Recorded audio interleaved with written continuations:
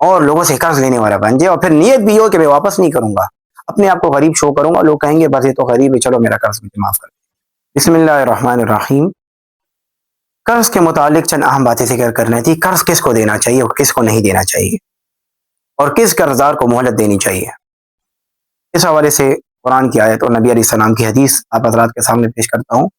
سب سے پہلے قرآن کی آیت, وَإِن كَانَ ذُو عُسْرَةٍ فَنَظِرَةٌ إِلَىٰ مَيْسَرَةٍ وَأَن تَصَدَّقُوا خَيْرٌ لَكُمْ إِن كُنتُمْ تَعْلَمُونَ.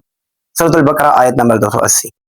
یہ ہے قرضدار کے متعلق کہ اگر تمہارا قرضدار تنگ دست ہے, پریشان ہے, اس کا ہاتھ تنگ ہے, قرض نہیں ادا کر سکتا, فَنَظِرَةٌ إِلَىٰ مَيْسَرَةٍ, اس کو مہلت دو تاکہ وہ فراخی آ جائے, اس کا ہاتھ کھل جائے, وہ آپ کا قرض ادا کرنے والا بن جائے. وَأَن تَصَدَّقُوا خَيْرٌ لَكُمْ إِن كُنتُمْ تَعْلَمُونَ. اور اگر تم صدقہ کر لیتے ہو, اپنا قرض معاف کر دیتے ہو, تمہارے لیے کئی زیادہ بہتر ہے اگر تم علم رکھنے والے ہو. یہ تو قرآن کی آیت میں نے آپ کو سنا دی. اب آپ لوگ دو باتیں ذہن میں رکھیں, کس کو قرض دینا ہے, کس کو نہیں دینا.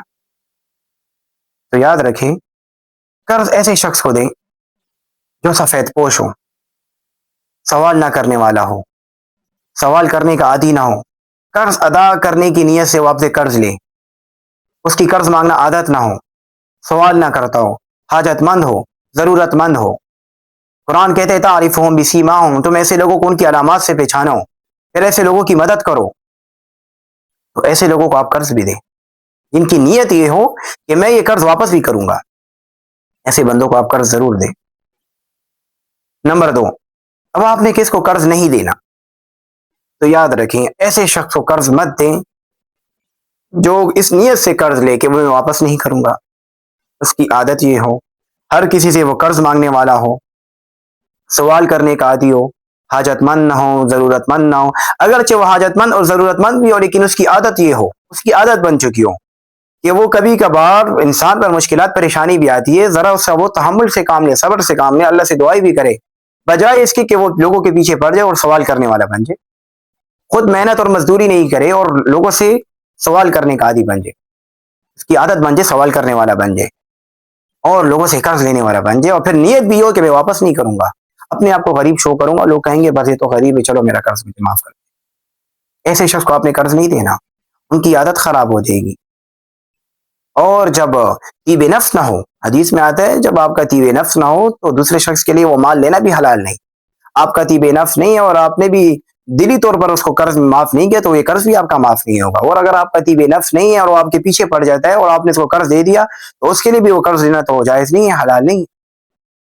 ایسے شخص کو قرض مت دیں جس کی عادت ہو اور جو اس نیت سے لے کہ میں واپس نہیں کروں.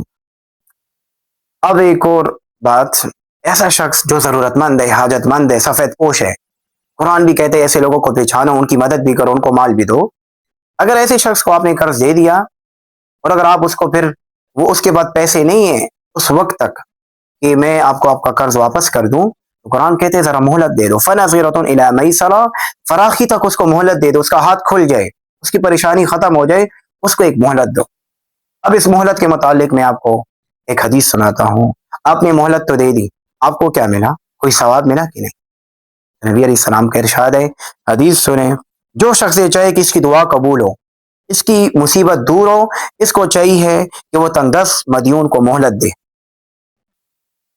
آپ چاہتے ہیں کہ آپ کی مصیبت دور ہو, آپ کی دعا قبول ہو, اپنے قرضدار کو مہلت دے. دوسری حدیث میں ہے مسلم شریف کی اور مسند احمد میں یہ حدیث ہے کہ جو شخص کسی مفلس مدیون کو مہلت دے گا تو اس کو ہر روز اتنی رقم کے صدقے کے برابر ثواب ملے گا. آپ نے کسی کو قرض دیا, جب آپ نے اس کو مہلت دے دی, اس مہلت جتنی مہلت دی ہے اتنا بھی آپ کو ثواب ملے گا, اس مہلت کے ختم نہ ہونے تک آپ کو ثواب ملتا رہے گا, ثواب ہی ثواب ہے آپ کے ذمہ. اور اگر آپ نے اپنا قرض معاف کر دیا تو قرآن کہتے ہیں تمہارا یہ صرف معاف کرنا نہیں ہے, یہ بھی صدقہ ہے. یعنی ہم لوگ یہ سمجھتے کہ چلو میں نے قرضدار سے اپنا قرض معاف کروا دیا, میں نے اس کو معاف کر دیا. قرآن کہتے ہیں معاف نہیں ہے, یہ تمہارے حق میں صدقہ شمار ہوگا. ہر جگہ اسلام آپ کو اکیلا نہیں چھوڑتا, آپ کے چھوٹے سے چھوٹے عمل پہ بھی آپ کو اسلام نیکی دیتا ہے, آپ کو ثواب دیتا ہے. تو قرآن کہتا ہے کہ وَأَن تَصَدَّقُوا, تمہارا معاف کرنا یہ صدقہ ہے. اور آپ کو پتہ ہے صدقہ کرنا کتنا افضل بہترین کام ہے. حدیث میں آتا ہے اللہ کے غصے کو ٹھنڈا کرتا ہے, تمہاری آنے والی مصیبتیں پریشانیوں کو دور کرتا ہے, تمہاری بیماریوں کو ختم کرتا ہے. اتنی بڑی بات ہے. اگر آپ نے قرضدار کو مہلت دی، اس کے متعلق کتنے فضائل ہیں، کتنی حدیثیں ہیں میں نے آپ کو سنا دی. آپ کی دعائیں قبول ہوگی، آپ کی پریشانیاں دور ہوں گی، آپ کو ہر روز صدقے جتنا مال آپ نے دیا اس کے برابر آپ یہ مال صدقہ کرنے والے ہیں. حدیث کی روز مسند احمد کی حدیث ہے. تو یہ دو باتیں میں نے آپ کو ذکر کر دیں، قرض کس کو دینا ہے کس کو نہیں دینا، اور قرض دار کو مہلت دینے کے حوالے سے.